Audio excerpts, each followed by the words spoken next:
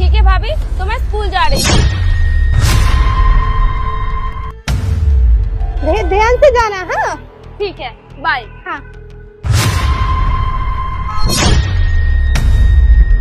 तब भाभी कहती है, आज तो मैं पता लगा कर रहूंगी कि ये घर पर किसको बुलाती है। इसके भैया तो चले गए बॉर्डर पर और इसकी सारी जिम्मेदारी मेरे सर पर छोड़कर गए हैं। आज तो मैं पता लगा कर रहूंगी कि ये किसके साथ मुंह काला करती है और इसके भैया के सामने सारी पोल खोलूंगी। लेकिन अब क्या ये अंधी भाभी सच का पता लग पाएगी या नहीं उसे देखने से पहले? बेटा, तुम्हारे घर में पैसों की कभी कमी नहीं होगी। बस अपने बूढ़े माँ बाप की खूब सेवा करो। और मैंने सही कहा है तो वीडियो को एक लाइक सब्सक्राइब करके कमेंट में मेरा नाम भी लिख। अभी इसका पति भी बॉर्डर से आ जाता है और दोनों इसको रंगे हाथ पकड़ लेते हैं।